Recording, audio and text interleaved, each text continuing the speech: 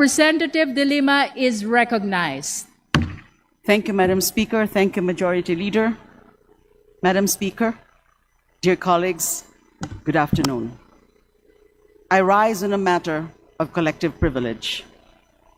We are told that sometimes action speaks louder than words. This is true. But oftentimes, inaction, or should we say, omission or silence can be the loudest speaker. During Women's Month, every March, many politicians and public personalities grab microphones and flood social media with their praises for the importance of women in various spheres and their commitments to women's empowerment in different walks of life. They preach equality, protest against discrimination, and proclaim loudly to be pro-women. Pero may ilan sa kanila na hindi naman isinasabuhay ang sinasabi. May ilang nang aapi ng babae. Performative statements lang pala ang kanilang mga pahayag. Then, there's another breed of public figures who cannot even afford to hide in words their contempt of women, who cannot shut their mouths or temper their language in hurling sexist and misogynistic remarks. Walang paggalang sa babae. Wala ring respeto sa sariling tungkulin. Ang masama pa, they dismiss their foul comments as humor or political banter. May isang kongresistang nagpantasya ng kalaswaan sa isang artista. May isang senador na matapos magkomento na magandang isang atleta na uncomfortably pinaamin na walang boyfriend, ay inudyukan ng isang may asawang colleague na manligaw sa atleta. May isang abogado na mangmang at mayabang na nagsabing kaya nagpo-post ng photos ang isang artista ay para pag nasahan daw at umamin pa siya na pinagnasahan ng isang babaeng kongresista. Dalawang mambabatas na mambabastos ito. At 3 silang di umano'y nakapag-aral pa ng batas. Pero hindi tumatalab sa kanila ang Convention for the Elimination of Discrimination Against Women, or CEDAW, Magna Carta of Women, Safe Spaces Act, at marami pang batas at polisiya para sa kababaihan. Kung gayon, may ilang mga opisyal at personalidad na doble kara, ibang asal sa sinasabi. Meron din namang foul mouth talaga, mababantot ang bunganga. And then, there is a kind of leader who does not talk, but her silence effectively disrespects women while diminishing her own office.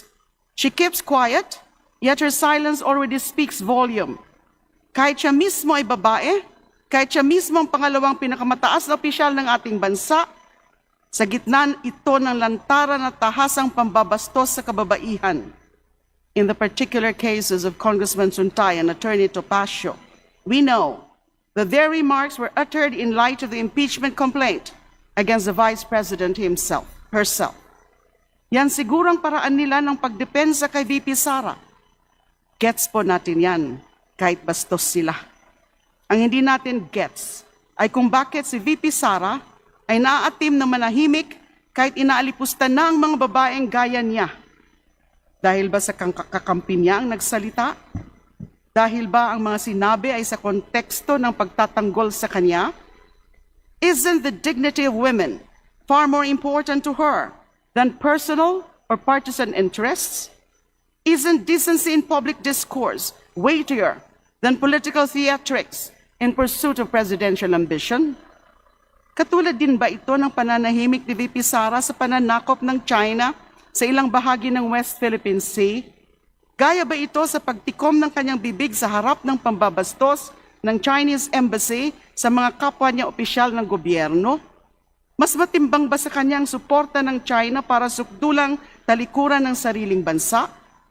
Mas mabigat bang interes ng dayuhan kaysa sa ating soberanya? Kaysa seguridad ng ating mga mangingisda? Kaysa kapakanan ng mga pareho niyang nasa pamahalaan? Gaya rin kaya ito ng pananahimik ni VP Sara sa malinaw na inciting to sedition na ginawa ng kanyang ama sa isang rally sa Davao na hinikayat na mag-alsa ang militar? Nanaig lang kaya ang pagiging anak niya o presensya mismo niya ay maituturing na pagsang-ayon sa sinabi ng kanyang ama? May malinaw na krimeng naganap pero hindi nagsalita o dumistansya. Dito, si VP Sara, mas matimbang ba ang politika nilang mag-ama kaysa pangingibabaw ng batas at kaayusan sa ating lipunan? Saan na napunta ang panunumpa sa katungkulan na maging tapat sa konstitusyon at mga batas? Sa bagay, magtataka pa ba tayo sa bibig niya nga pala mismo galing na naisip niyang putulin ang ulo ng Pangulo at nagbanta pang ipapatay ito. May tapang at malasakit daw sa maraming issue. Pero tikom ang bibig pagdating sa mga usapin ng dignidad ng kababaihan, soberenya sa sariling bansa, ng sariling bansa at pangingibabaw ng batas. And here is not enough that we call out the silence of the Vice President.